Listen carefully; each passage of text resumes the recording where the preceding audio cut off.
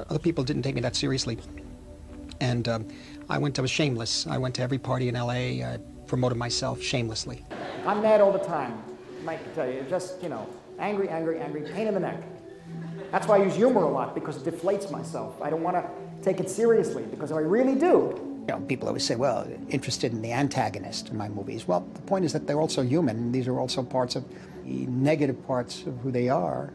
Make your own industry. Recreate movies. Don't pay attention to the industry. Do your own thing. Goodfellas was very special. I was looking for something that I could find another way of dealing with genre. And I think really that's what started to get me really interested in it, the characters in the world that it depicted, in a genre that I've kind of felt most comfortable with over the years. There's something about the underworld, has more to do with a kind of a working class or lower working class existence from where I come from. And so it's natural for me. That world is something that deals with very basic conflicts, basic dilemmas, moral dilemmas that I grew up with. And so I feel comfortable with it. There's something about De Niro who understands the humanity of all kinds of people and could really express that. We had similar interests. He knew where I came from, I knew where he came from. He understood the area I grew up in, and I just think that they reflect those dilemmas, those conflicts. It's kind of comfortable at times to do stuff that you feel you intrinsically know. What I mean is, know at least in terms of body language, dialogue, no dialogue. And to you, that's what they tell me, yeah. And did you want to be famous? Did you want to be... Oh, yeah, absolutely, yes. And yeah. Did all that generation of people that you met then, yes, Spielberg and Schrader and... We all did. I mean, when I was at NYU, I knew I was a director. I was making a living editing somewhat, other people's films and documentaries and things like that. I was making a living also doing a little bit of writing, but basically, the only thing I really can't do is, really can't do on my own. I tried. I have no knowledge of any kind of lighting or camera work, how a camera works. I've tried that. I've done 16mm and things like that, but I'm not... Where I came from, it was always dark. So do you leave it always to your DOP? It was always dark in the lower, yeah, well, pretty much the DP. No, I designed with him. I designed the shots. I designed the movement of the shots and the size of the frame. I have a real problem sometimes dealing with the light. I don't know where the light sometimes is coming from. For me, like it's New York. Look at us right now. But no, I felt I was a director, and I knew I was, but other people didn't take me that seriously. And I was shameless. I went to every party in LA. I promoted myself shamelessly. We were writing, there's that scene where Bob De Niro is standing at the bar with a cigarette, and he's looking at Manny, and he's going to kill him. And you know he's going to kill him. And Marty has this shot, and he gets closer and closer and closer, and Bob's eyes get more wolf-like. It was just the most terrifying picture. And as I'm typing that stuff, because I'm the typist, he says, put in cream, put in cream. I said, what cream? He says, just write down cream. I said, what cream? Who are you talking about? Just put it. Do me a favor, just put it. So I typed in cream. Well, it turns out, while we're typing that scene, he's already listening to the music. He has a deep sense of how music should go with a film, and by that I don't mean that it should go easily. Sometimes it's a shocking choice, but it works like crazy.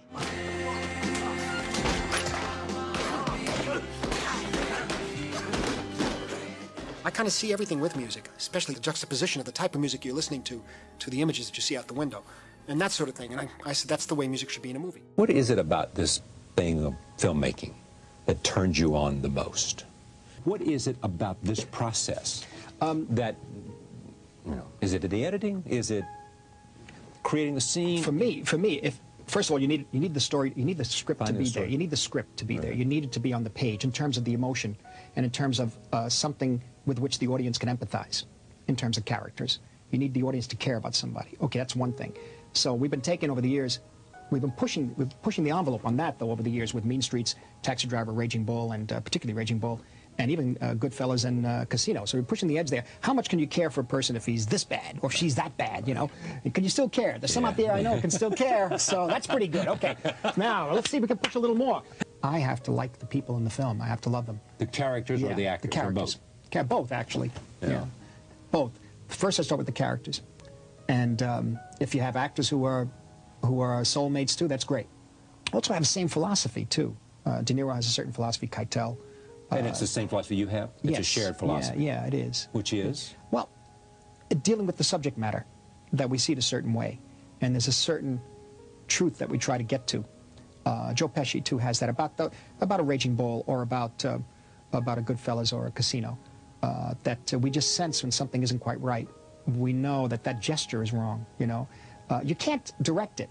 They have to be it. People who are flawed, people like ourselves, and to see if anybody else cares about them. Yeah. There was no tradition of reading in the house, no books. Of course, I read in school, etc., books in school and that sort of thing, but it was more of a visual tradition, more if I was taken to movie theaters a lot. Also, being a sickly child with very severe asthma, I couldn't play sports. So again, the movie theater and the church and the movie theater. And so, along with the films, there was also the advent of television, 1948, 49, and the heyday of really some of the best programming in American television, in the history of American television up to this point, with the 50s, 1950s. And so I saw a lot of television shows, but also films on television. Being working class family too, they didn't have enough money to go to the theater, so theater wasn't an option.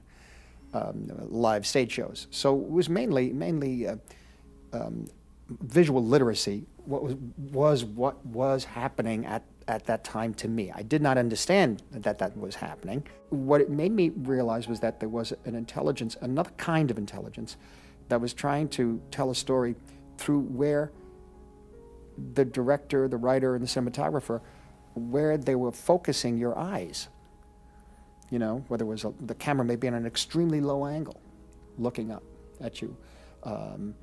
The use of the lens, the size of the lens. I began to understand certain lenses interpreted the story differently. A longer lens crushed everything together and made it flat. A wider lens stretched everything and sometimes distorted it, especially if camera movement.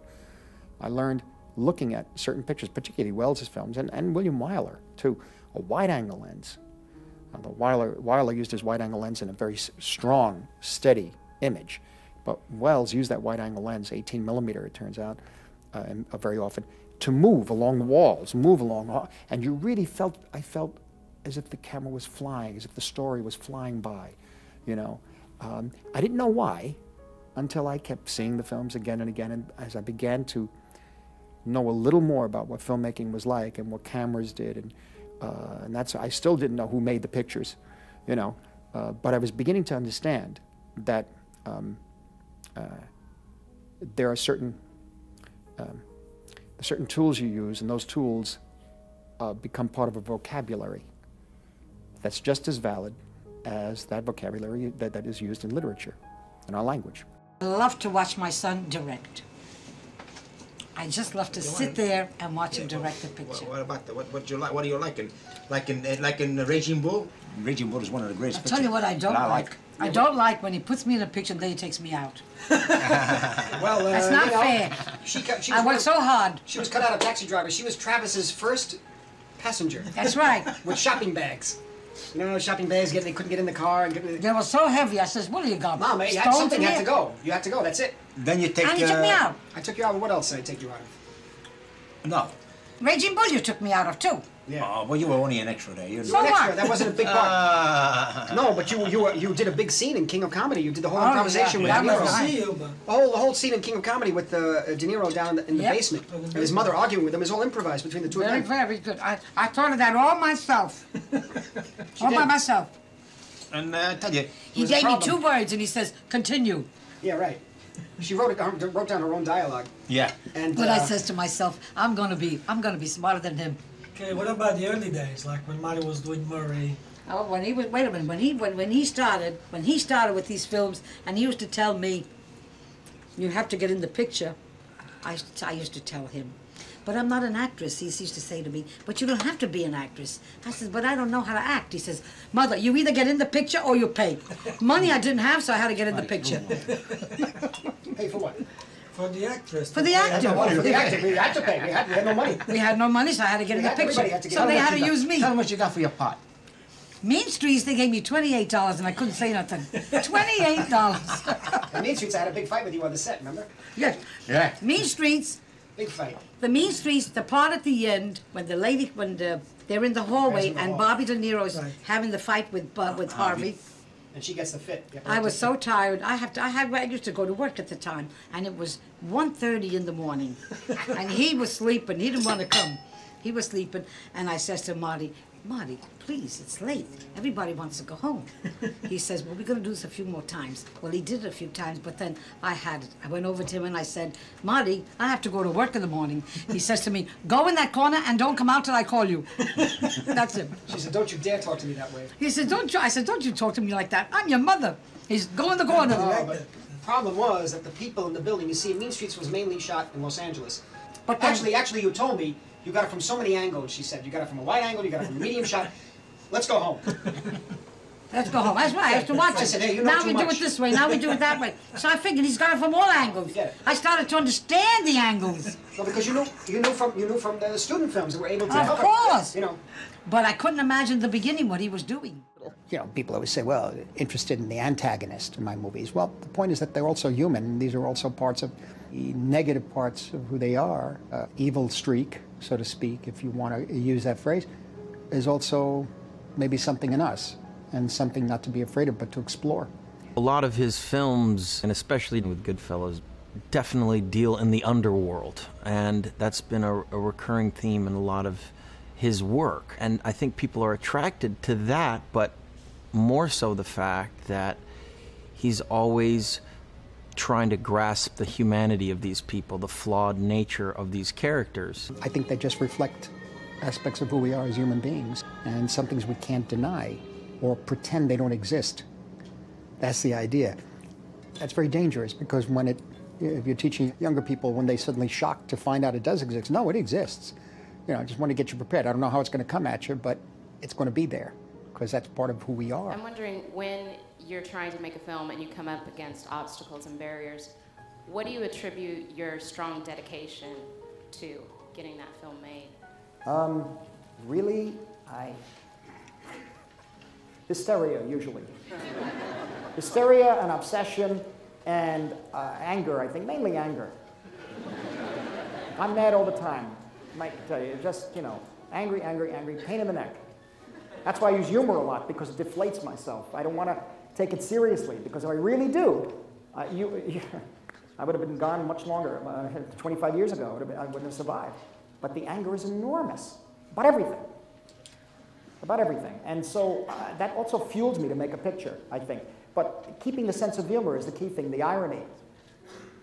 The irony, when you get there in the morning and you get a note that one actor has had a nervous breakdown and he can't go on with the film.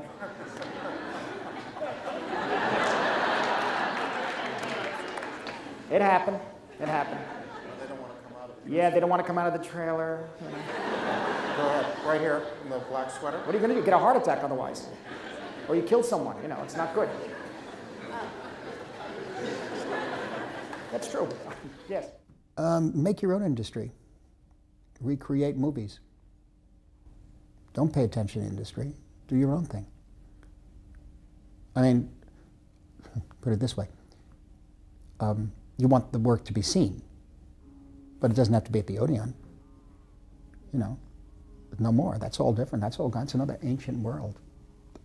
That type of film, or not even that type of film.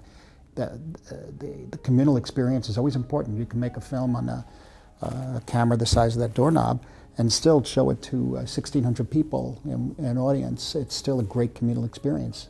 You know, it doesn't necessarily mean it has to cost over 100 million pounds. You know, it's all new. You just break it open. Break open the form. Don't just you know, have your tripod and a camera that's standing on it. The cameras that are being made now, and of course the fact that all Arriflex and other cameras have stopped being made, and whether we like it or not, we have to deal with a new technology, high definition, or digital, whatever it's called. It changes cinematography, the art of cinematography, but you younger ones, you make a new art. Take what's available, push it, you know. Because it's going to go there. You could do anything. These are the questions that you have to deal with if you're making a film to anyone who decides what you leave in the frame and what you leave out. And that's the fundamental issue. Where do you put the camera? Which take do you use? Where do you cut or not cut? That's the basic question. Now, we come full circle to The Irishman, you know, working with the actors, trying to capture again kind of a beauty of movement, gesture, speech. A lot of the stuff I recall from my own life growing up, and that I could really explore further with, you know, incredible artists like Pacino and De Niro. Al Pacino and I worked, this is the first time we worked together on this picture. And Bob and I returned to working together again after, I think the last picture we worked on together was Casino, 1995. So this took a long time to find the right project and to find the right space, so to speak, in which we could operate. And also try to learn more about ourselves, I guess. I'm not sure. And maybe about making a movie, you know. And we're looking even more closely from this vantage point in our lives at the age of 75, 76. We're looking at friendship, betrayal, power, trust, self-preservation, and then maybe the possibility of a redemption. I think, I know at least in my case, we all return to what obsesses us, what haunts us, to the questions that deepen and really become more mysterious as time goes by as we ask them.